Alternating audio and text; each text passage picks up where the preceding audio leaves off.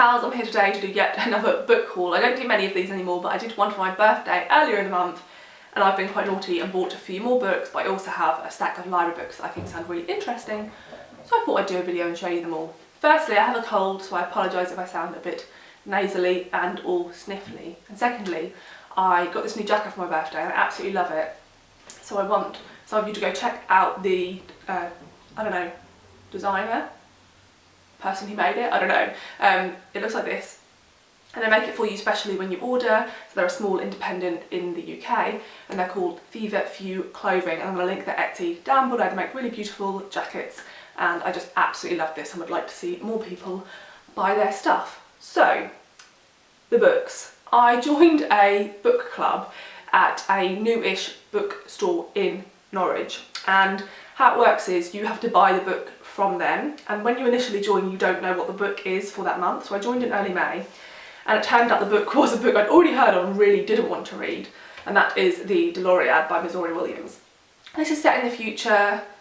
There's incest, there's this weird family ruled by a woman called the matriarch, and she has said that one of her daughters has to be sold off to like another family as a marriage proposal, and you can hear Albus scratching something downstairs.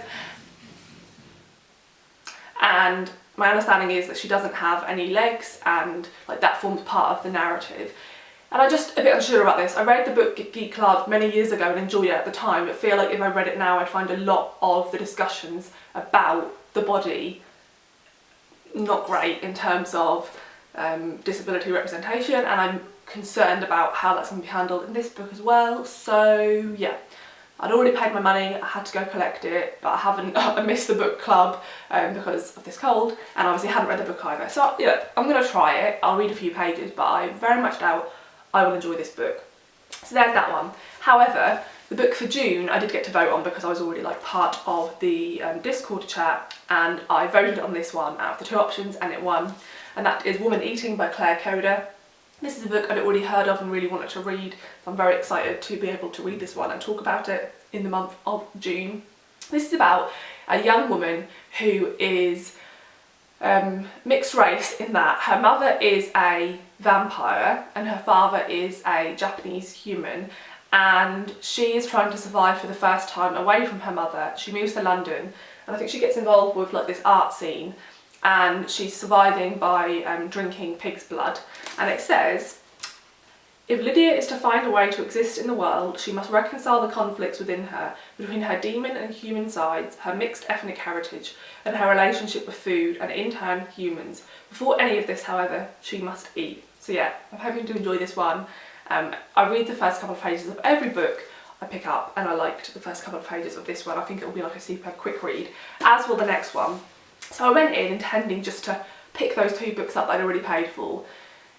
I mean, when you're in a bookshop, especially an independent, like I want to support them, it's a great excuse to spend more money wanting to support them. But yeah, I caved and bought 3 more books that I didn't need. The first one is You Made a Fool of Death with Your Beauty by Akwaeke Emezi.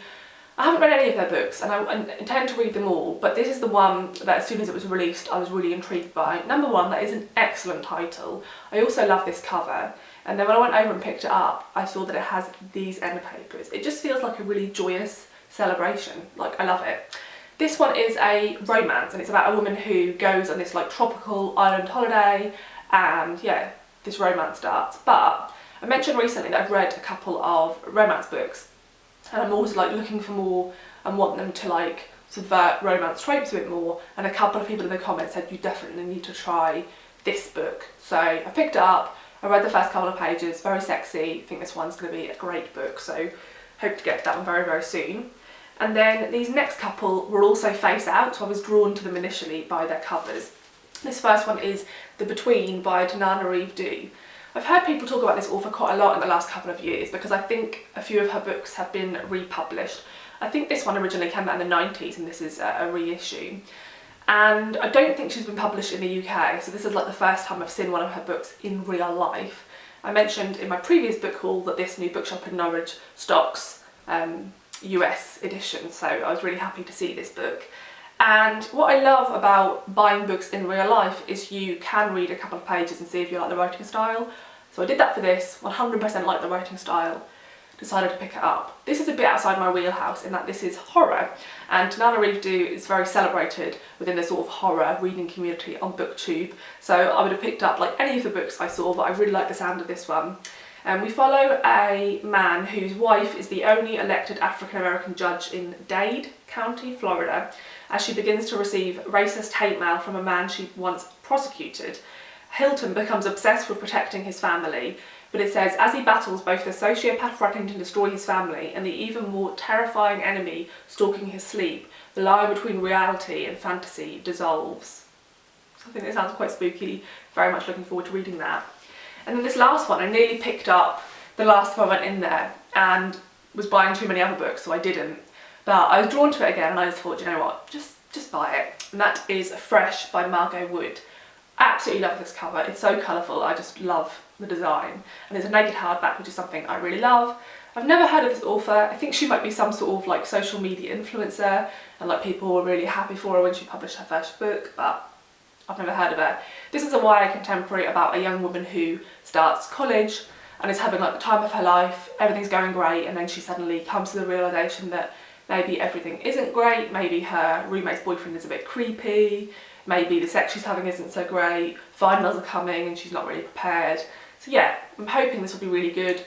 I'm always on the hunt for YA that I enjoy as much as The Miseducation of Cameron Post by Emily M. Danforth, so we shall see if this is one of them.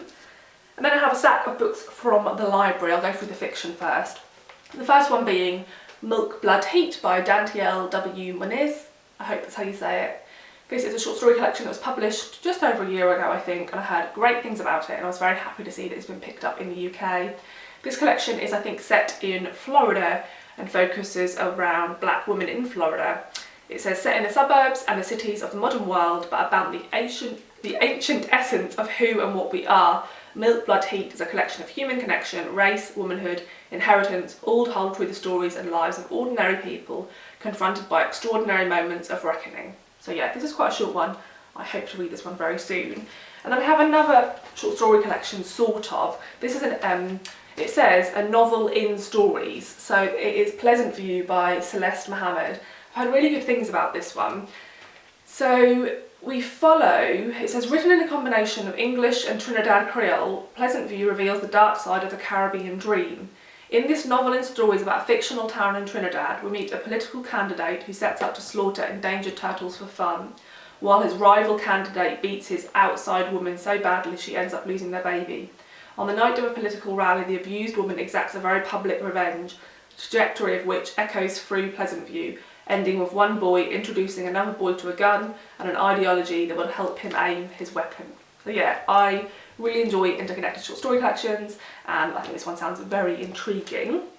Then this next one I requested and I was the first person to borrow it from the library and I was very excited about it. I had this on my anticipated releases list, but sadly I always have a little look to see how the book is doing on Goodreads review wise, and this has got quite a low initial rating, which is always disappointing.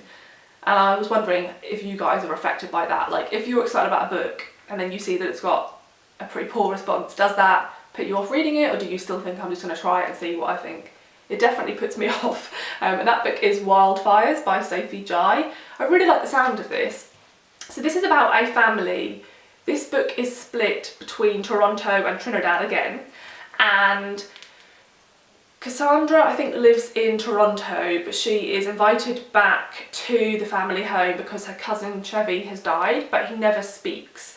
And in the lead up to his funeral, all these secrets start coming out about things the family have hidden, which may be the reason that Chevy didn't speak. And it sounds fascinating. I love family dramas that have loads of secrets and things being uncovered. So yeah, I really like the sound of this, but it's not getting great reviews. People are saying that it's really slow for a long period and the reveals aren't that exciting and stuff, so I don't know. Have you read this one? Let me know what your thoughts. And then one more fiction book, which is very different to what I usually pick up, is Empire of Silence by Christopher Ruocchio. I have no idea how you're supposed to say that.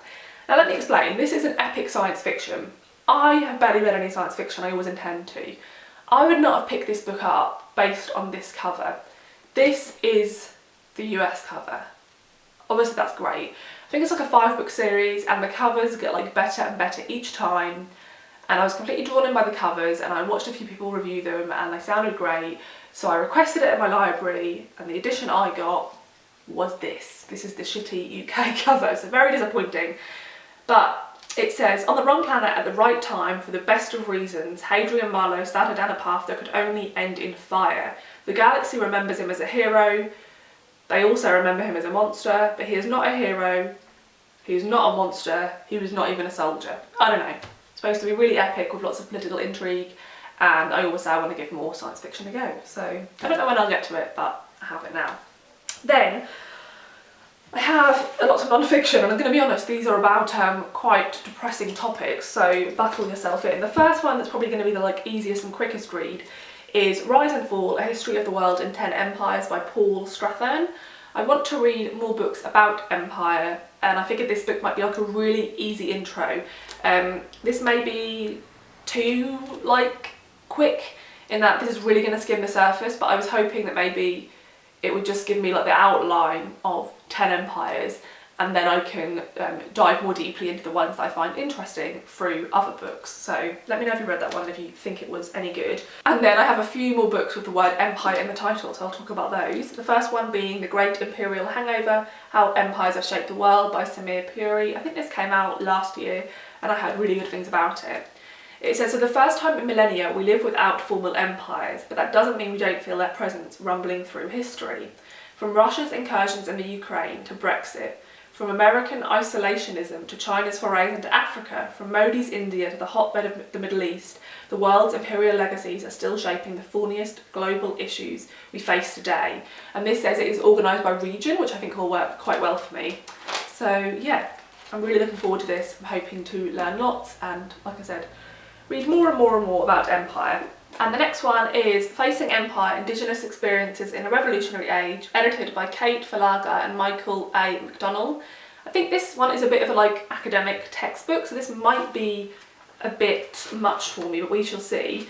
This book has some really interesting essay titles. So we have, and apologies if I say any of these names incorrectly, The Indigenous Architecture of Empire, the Anishinaabe Adawa in North America, New Ecologies, Pathways in the Pacific from the 1760s to the 1840s, Red Power and Homeland Security, Native Nations and the Limits of Empire in the Ohio Country, and lots of other ones that sound very fascinating. So I'm hoping to sort of dip in and out of this one.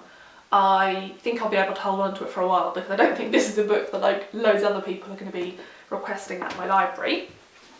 And then we have Slave Empire, How Slavery Built Modern Britain by... bloody hate saying, I'm pretty sure that's an Irish name, isn't it? Doesn't say if he's Irish, but I feel like that's an Irish name. Padraic, Scanlan. I probably butchered that, so I deeply apologise. But this is about, yeah, exactly what it says on the front. And I think I've read quite a lot of books about slavery in the US, and it's not something that's taught in schools at all, really not something that's very much acknowledged at all, that we had, you know, we profited a lot from slavery, because just because the slaves weren't here is something we sort of like brush off and don't really talk about. And it's starting to be talked about a bit more now, about the fact that a lot of these sort of wealthy landowning families, their sort of ancestral money is down to the fact they profited immensely from slavery and have never paid any reparations, and that's a discussion that we continue to have in the UK about reparations. And so I thought I just need to know way more about all of that part of British history. I'm hoping this book will assist with that. This last one is very left field, I'm going to be honest, but I keep talking about how there's just so much about world history that I don't know, but I think it's particularly embarrassing when you don't know about your own country's history. So something I know I'm really like not very knowledgeable about is the 17th century. So this book is called London and the 17th Century, The Making of the World's Greatest City by Margarette Lincoln.